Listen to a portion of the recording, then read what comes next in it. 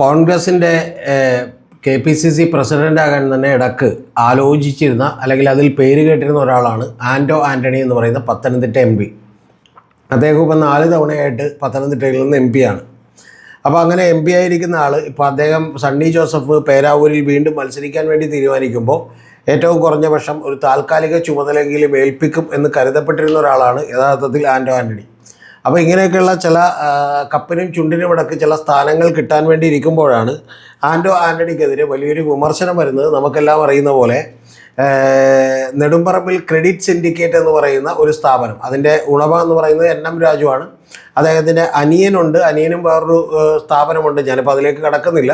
അപ്പോൾ അത്തരത്തിലൊരു വലിയ ഫിനാൻസ് സ്ഥാപനമാണ്. ഫിനാൻസ് സ്ഥാപനമാകെ പൊട്ടിത്തകർന്നു പോയ വിവരം നമുക്ക് എല്ലാവർക്കും അറിയാം. അപ്പോൾ ആ പൊട്ടിത്തകർന്നു പോകുന്നതിന് മുമ്പ് ഇദ്ദേഹത്തിൻ്റെ സ്ഥാപനത്തിൽ നിന്നും 2 കോടി രൂപ യഥാർത്ഥത്തിൽ ആൻ്റോ ആൻ്റണി മേടിച്ചിരുന്നു എന്ന് പറയുന്ന ഒരു വിമർശനം ഈ രാജു ഉന്നയിച്ചിരുന്നത് മേടിച്ചു എന്ന് പറയുന്നത് ലോണായിട്ടാണ്. പക്ഷേ മേടിച്ചതിന് ശേഷം അദ്ദേഹത്തിൻ്റെ ഭാര്യ തന്നെ, അതായത് ആൻ്റണി രാജുവിൻ്റെ ഭാര്യ തന്നെ പലതവണ വന്ന് സംസാരിച്ചതിന് ശേഷമാണ് ഇത് മേടിച്ചത്. പക്ഷേ മേടിച്ചതിന് ശേഷം യഥാർത്ഥത്തിൽ തിരിച്ചു ചോദിച്ചപ്പോൾ പണം തന്നില്ല എന്ന് മാത്രമല്ല, ഏതാണ്ട് 20 ലക്ഷം രൂപയാണ് തന്നത് എന്നുള്ളതാണ്. എന്ന് പറഞ്ഞാൽ ഇനി 1,80,00,000 രൂപ തരാനുണ്ട് എന്നുള്ളതാണ്.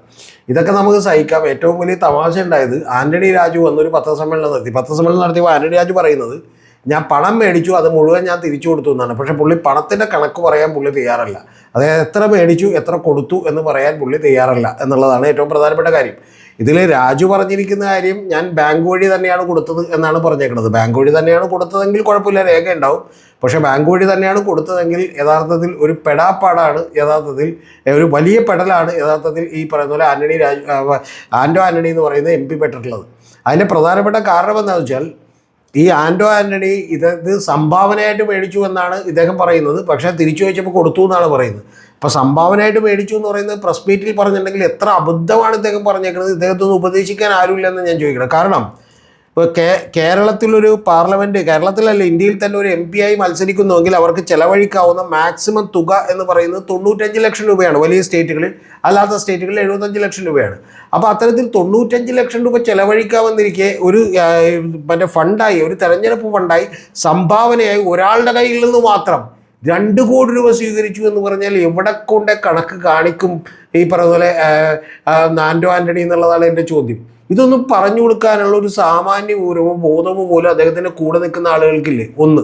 രണ്ടാമത്തെ കാര്യം എന്ന് പറയുന്നത്, ഇദ്ദേഹം ഇത് കണക്കിൽപ്പെടാതെയാണ് മേടിച്ചിട്ടുള്ളതെങ്കിൽ ഉറപ്പായിട്ടും കണക്കിൽപ്പെടാതെ ആയിരിക്കണം എന്നാണ് ഞാൻ വിചാരിക്കുന്നത്. കാരണം ഇത് ബാങ്ക് ടു ബാങ്ക് ട്രാൻസ്ഫർ ആണെങ്കിൽ ആൻ്റോ ആൻ്റണിക്ക് പിന്നെ ഒരു നുണയൊന്നും പറയൽ എളുപ്പമല്ല.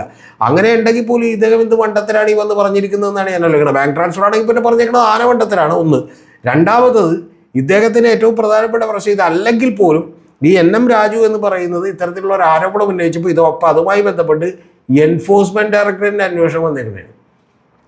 ഈ എൻഫോഴ്സ്മെൻറ്റ് ഡയറക്ടറേറ്റിൻ്റെ അന്വേഷണം വന്നുള്ള തലവേദന എന്താണെന്നറിയോ?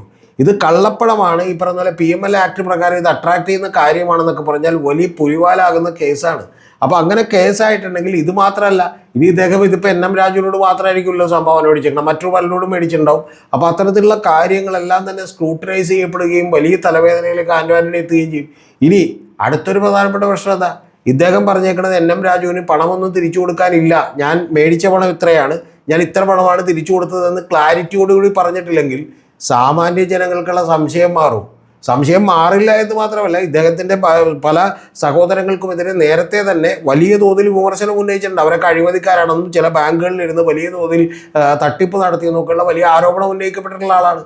അപ്പോൾ അങ്ങനെയുള്ള ഒരാൾ, ഈ പറയുന്ന പോലെ ആൻ്റോ ആൻ്റണി എന്ന് പറയുന്ന MP വലിയ ഊരാക്കുടുക്കിലാണ് പെട്ടിട്ടുള്ളത്. ജനങ്ങളുടെ വിശ്വാസതയൊക്കെ തന്നെ അദ്ദേഹത്തിന് പോയിരിക്കുന്നു. കൂടാതെ അദ്ദേഹം എന്ത് ചെയ്തിരിക്കുന്നു, ഇത് ഏതാണ്ട് ഭാഗികമായി അദ്ദേഹം സമ്മതിച്ചിരിക്കുന്നു, ഞങ്ങൾ തമ്മിലൊരു ട്രാൻസാക്ഷൻ ഉണ്ടായിരുന്നു. ഇനി അങ്ങനെ ട്രാൻസാക്ഷൻ ഉണ്ടായപ്പോൾ തന്നെ അത് എത്ര രൂപയാണ് മേടിച്ചതെന്ന് അദ്ദേഹം പറയുന്നില്ല. അപ്പം എൻ്റെ വിശ്വാസം എന്ന് പറയുന്നത് ഇത് ഏതാണ്ട് ഇപ്പോൾ 20 ലക്ഷം രൂപയായിരിക്കും ചിലപ്പോൾ ബാങ്കിലൂടെ മേടിച്ചിട്ടുണ്ടാവുക. ആ ബാങ്കിലൂടെ മേടിച്ച പണമായിരിക്കും തിരിച്ചു കൊടുത്തിട്ടുണ്ടാവുക. പക്ഷേ രാജു പറയുന്നത് കറക്റ്റ് ആയിരിക്കും, അദ്ദേഹം അല്ലാതെയും നിരവധി ആളുകൾക്ക് പണം കൊടുത്തിരുന്നു എന്നുള്ളത് വാസ്തവമാണ്. അങ്ങനെ ആൻ്റോ ആൻ്റണി കൊടുത്ത പണം മാത്രമല്ല ആൻ്റോ ആൻ്റണിക്ക് നോക്കേണ്ട ആവശ്യമുള്ളൂ. ആൻ്റോ ആൻ്റണി പറഞ്ഞുകൊണ്ടിരിക്കുന്ന ഒരു കാര്യം, എന്നേക്കാൾ കൂടുതൽ CPM-നും അതുപോലെ തന്നെ അതിനേക്കാൾ കൂടുതൽ മറ്റു പല പാർട്ടികൾക്കൊക്കെ എന്ത് ചെയ്തു, മാണി കോൺഗ്രസിനൊക്കെ കൊടുത്തിരുന്നു എന്നാണ്. അപ്പോൾ ഇതൊക്കെ തന്നെ വലിയ തോതിലുള്ള ഒരു പ്രശ്നമായി മാറുകയാണ്. ഇനി അടുത്തൊരു പ്രധാനപ്പെട്ട വിഷയം കൂടിയുണ്ട്. ഈ മാണി ഗ്രൂപ്പിൻ്റെ അടക്കമുള്ള KM മാണി അടക്കമുള്ള പലരുടെയും ഫണ്ടുകളാണ് ഇദ്ദേഹം കൈകാര്യം ചെയ്തിരുന്നതെന്നും അതുകൊണ്ട് തന്നെ അത്തരം ഈ പറഞ്ഞ പോലെ ബ്ലാക്ക് മണികൾ ഇദ്ദേഹത്തിൻ്റെ സ്ഥാപനത്തിൽ ഉണ്ടായിരുന്നു എന്നും പറയുന്നുണ്ട്. പക്ഷേ രാജുവിന് ഇപ്പോൾ പ്രത്യേകിച്ചൊന്നും നോക്കാനില്ല. കാരണം രാജുവും കുടുംബവും അതുപോലെ എല്ലാവരും തന്നെ ജയിലിലായിരുന്നു കുറേ കാലം. അപ്പോൾ അദ്ദേഹത്തെ സംബന്ധിച്ചോളം അദ്ദേഹം വരുന്നിടത്ത് വെച്ച് കാണാം എന്നുള്ളൊരു നിലപാടിലാണ്. അപ്പോൾ അതുകൊണ്ട് തന്നെ ഇത് അന്വേഷണം മുന്നോട്ട് പോകുമ്പോൾ ഇതിൽ ഏറ്റവും കൂടുതൽ പ്രശ്നമുണ്ടാകാൻ പോകുന്നത് ആന്റോ ആന്റണിക്കും അതുപോലെ ജോസ് കെ മാണിയെ പോലുള്ള നിരവധി പേർക്ക് ഇതിൻ്റെ പുറത്ത് പ്രശ്നമുണ്ടാകാനുള്ള സാധ്യതകളുണ്ട്. എന്താണെങ്കിലും ഒരു കാര്യം ഉറപ്പാണ്, ആന്റോ ആന്റണി പെട്ട് കഴിഞ്ഞു. കാരണം ആന്റോ ആന്റണി ഇത്തരത്തിലുള്ള ട്രാൻസാക്ഷൻ ഉണ്ട് എന്ന് പറയുന്നതിലൂടെ പെട്ട് കഴിഞ്ഞു.